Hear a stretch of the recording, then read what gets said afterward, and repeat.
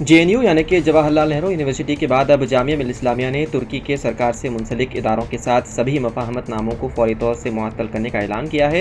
एक social media post पर जामिया मिल्लत इस्लामिया ने कहा है कि वो मजबूती से मुल्क के साथ खड़ा है। कई सरकर्दा हिंदुस्तानी यूनिवर्सिटियों ने कौमी सिक्योरिटी वजूहात से तुर्की के इदारों के साथ अपने तालीमी मफाहमत नामे मुअत्तल कर दिए हैं। हैदराबाद की मौलाना आज़ाद इंस्टीट्यूट की EMRE नेशनल उर्दू यूनिवर्सिटी ने भी फौरी तौर पर तुर्की के यूनिस के साथ अपने तालीमी मफाहमत नामे को मनसूख कर दिया है। हैदराबाद की यूनिवर्सिटी ने साल 2024 में इस इदारे के साथ 5 साल के लिए एक मफाहमत नामे पर दस्तखत किए थे, जिसके तहत जुबानों और भारतीय उमूर के शोबे में तुर्क जुबान में यूनिवर्सिटी के साथ इन्होंने तुर्की की JNU डिप्लोमा शुरू किया गया था। इससे कबल मफाहमत नामा मुअत्तल कर दिया गया था। पाकिस्तान के लिए तुर्की की मदद और सरहद पार दहशतगर्दों के कैंपों पर हिंदुस्तान की हालिया कार्रवाई पर उसकी नुक्ताचीनी के बाद हिंदुस्तान और तुर्की के ताल्लुकात बिगड़ने के तनादर में ये फैसले किए गए हैं।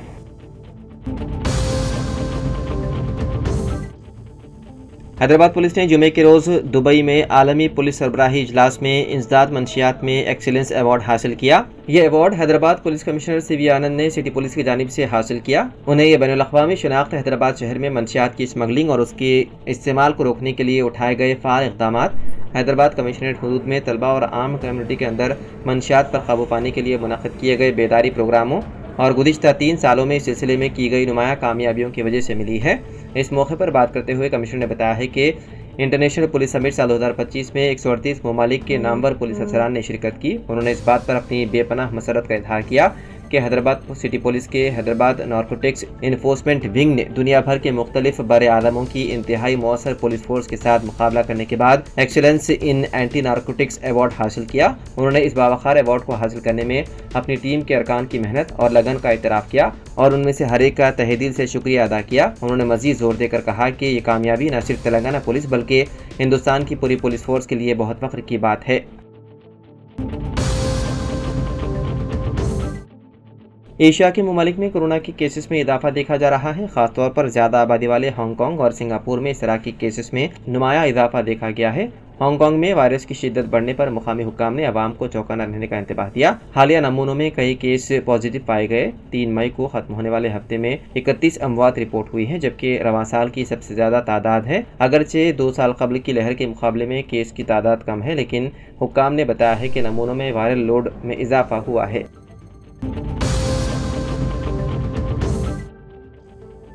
शहर के सिकंदराबाद इलाके में पुलिस ने एक जिस्म फरोशी के अड्डे पर छापा मारा। खुफिया इत्तला पर कार्रवाई करते हुए पुलिस ने कहबा गिरी के अड्डे के ऑर्गेनाइजर बांग्लादेशी खातून और एक गाहक को गिरफ्तार कर लिया, जबकि 2 खवातीन को वहां बाजियाब करवाया गया, जिनमें एक बांग्लादेशी शहरी शामिल हैं।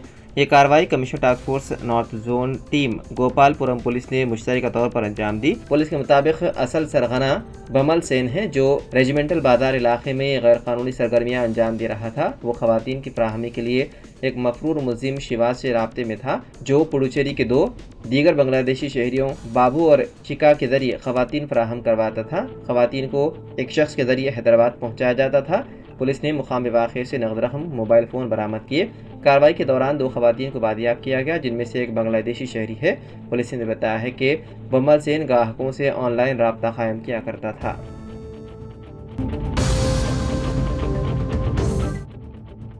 जुमे के रोज़ शहर के मदाफ़ाती इलाके मिर्चल में खातून अपने घर में मुश्तबा हालत में मुर्दा पाई गई। तफसीलात के मुताबिक 50 साल लक्ष्मी, जो एक तामीराती मजदूर थी, गुज़िश्ता कुछ दिनों से घर में अकेली रह रही थी। पुलिस ने बताया है कि लक्ष्मी को उसके पड़ोसियों ने उसके जिस्म पर जख्मों के साथ मुर्दा पाया।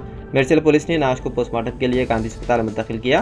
पुलिस टीम ने नमूने इकट्ठा किए, जबकि अतराफ के CCTV कैमरों की जांच की जा रही है। पुलिस इस बात की तहकीकात कर रही है कि आया इसकी मौत कुदरती तौर पर हुई है या कत्ल का मामला है।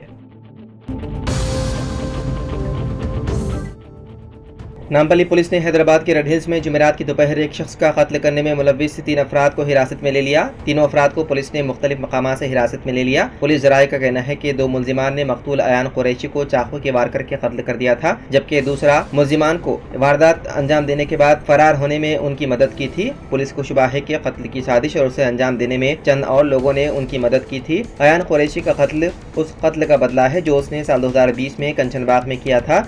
جب وہ نابالغ تھا۔ بتایا گیا ہے کہ ایان قریشی نے دوسروں کے ساتھ مل کر سال 2020 میں اپنے بردر نسبتی کو قتل کیا تھا۔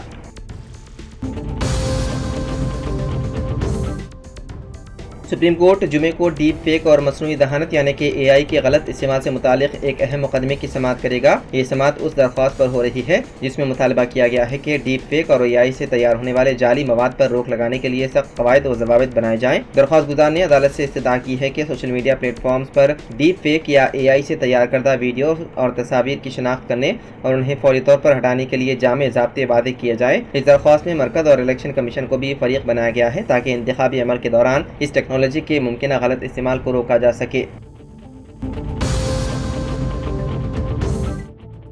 تلنگانہ کے کوداڑ ٹاؤن سے تعلق رکھنے والے 45 سالہ تاج الدین روزگار کی تلاش میں 10 سال قبل سعودی عرب کے دمام شہر گئے تھے۔ پہلے وہ وہاں ڈرائیور کی حیثیت سے کام کر رہے تھے۔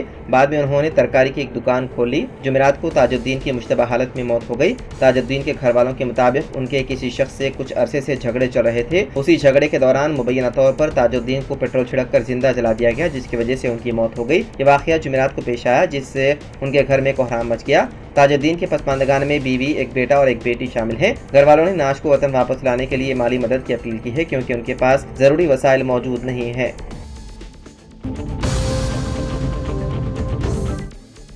تلنگانہ کے سوریہ پیٹ ضلع کے منگالا منڈل کے بارکات گوڑم فلائی اوور کے قریب ایک تیز رفتار کار حادثے کا شکار ہو گئی۔ حیدرآباد سے وجے واڑہ جا رہی کار فلائی اوور پر موجود برقی کھمبے سے ٹکرا گئی اور الٹ گئی۔ اس افسوسناک واقعے میں 27 سالہ نوجوان امراج خان موقع پر ہی جاں بحق ہو گئے جبکہ ان کے ساتھ کار میں سوار عبداللہ، قیصر اور یاسین زخمی ہو گئے۔ مقامی افراد کے مطابق حادثہ ڈرائیور کی لاپرواہی اور تیز رفتاری کی وجہ سے پیش آیا۔ پولیس نے واقعے کی تحقیقات شروع کر دی ہے۔ فوری طور پر حادثے کا شکار افراد کے مقام کی شناخت نہیں ہو سکی، تاہم ان تمام کا تعلق حیدرآباد سے بتایا گیا ہے۔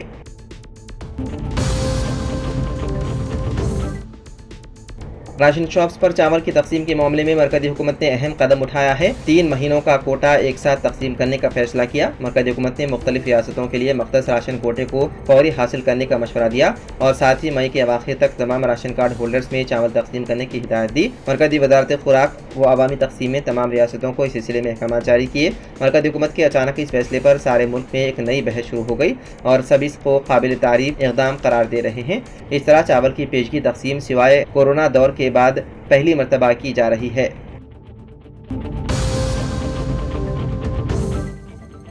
وزیراعظم نریندر مودی 21 جون کو وشاکھاپٹنم کا دورہ کریں گے جہاں وہ 11ویں انٹرنیشنل یوگا ڈے تقاریب میں بحیثیت مہمان خصوصی شرکت کریں گے۔ چیف سیکرٹری آندھرا پردیش وجے آنند نے عہدیداروں کے ساتھ وزیراعظم کے دورے کے انتظامات کا جائزہ لیا۔ وجے واڑہ میں منعقدہ جائزہ اجلاس میں چیف سیکرٹری نے 2 مئی کو امراوتی میں وزیراعظم کے دورے کے موقع پر کیے گئے انتظامات کی ستائش کی اور کہا کہ 21 جون کو عالمی یوم یوگا کے موقع پر وشاکھاپٹنم میں بھی مؤثر انتظامات کیے جائیں گے۔ انٹرنیشنل یوگا ڈے میں 2 لاکھ افراد کی شرکت کا امکان ہے۔